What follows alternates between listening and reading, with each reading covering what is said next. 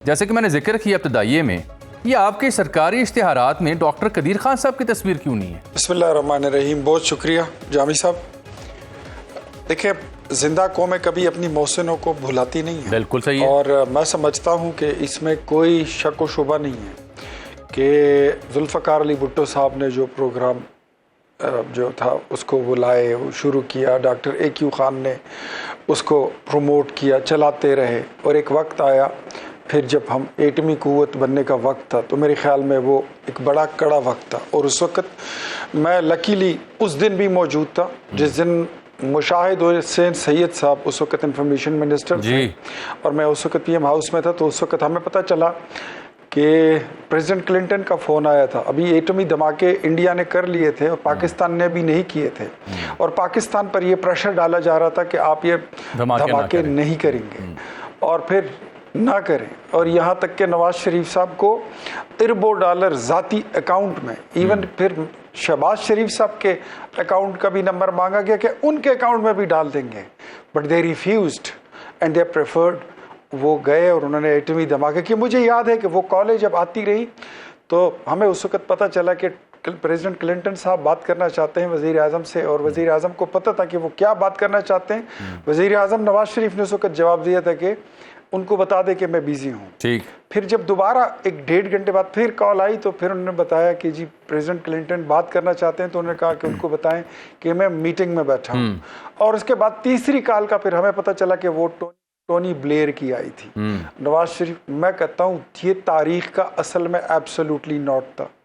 जिस वक्त तमाम, ये सिर्फ इंडिया नहीं था कि हमने इंडिया के मुकाबले में ये धमाके नवाज शरीफ ने किए थे। मैं कहता हूँ उस वक्त यूरोप क्या, बरतानिया क्या, अमेरिका क्या, इंडिया क्या, पूरी दुनिया के सामने हम खड़े हुए। तो मेरे ख्याल में हम डॉक्टर अब्दुल कदीर खान साहब, जुल्फ़कार अली भुट्टो साहब इस कौम के मोहसिन हैं, उनको भी खराज तहसीन पेश करते हैं।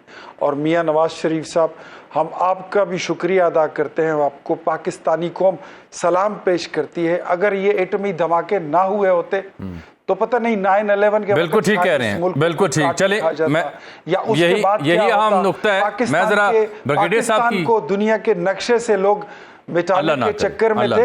अल्हम्दुलिल्लाह पाकिस्तान रहा है, खाकम बदहा और रहेगा इंशाल्लाह रहेगा। जी प्लीज। मैं, ये बड़ी ज्यादती है। ये बड़ी ज्यादती है कि मतलब आप किसी को डिस्क्रेडिट करें, मैं ये बिल्कुल नहीं अच्छा लगता। कौन है कि डॉक्टर AQ खान को हम मोहसिन नहीं समझते? डॉक्टर AQ खान इस कौम के मोहसिन है।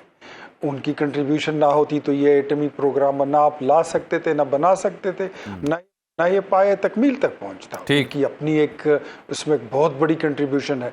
जो जुल्फ़कार अली भुट्टो साहब हैं, वो उन्होंने अपनी जान जोखों में डाल के ये प्रोग्राम चलाया है।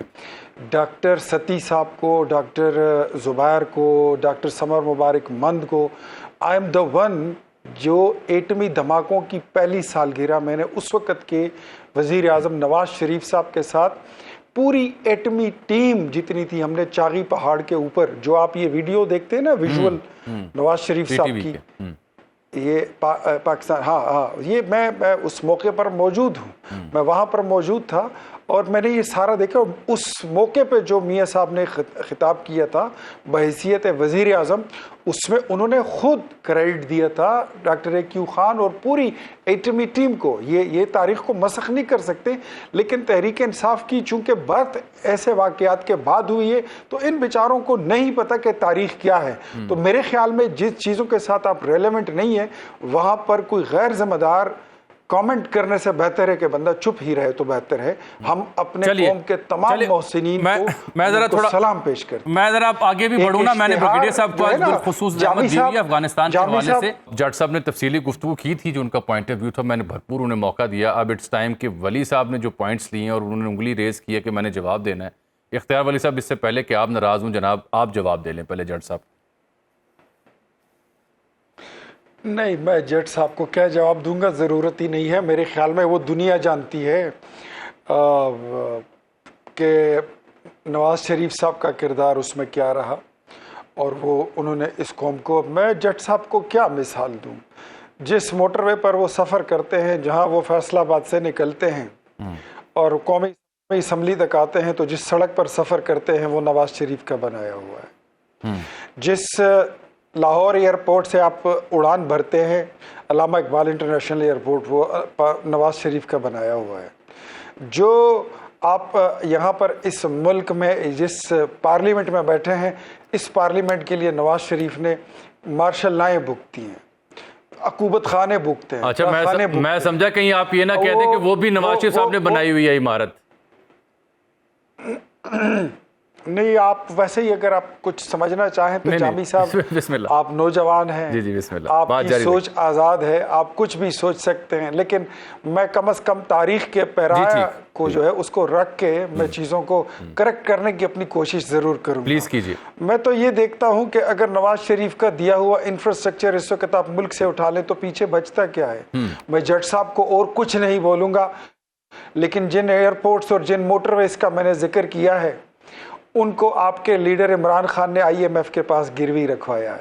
वोट आपने लोगों से लिया था कि मैं मरते मर जाऊंगा, खुदकुशी कर लूंगा, लेकिन मैंने किसी से कर्ज नहीं लेना, वरना मैं खुदकुशी कर लूंगा। और यहां तक कि आपने पाकिस्तान का स्टेट बैंक तक उसको भी माफ नहीं किया, वो भी आपने गिरवी रखवा दिया है। तो आप हमारे सामने जब बात करते हैं तो तारीख को अपने जहन में रखिए।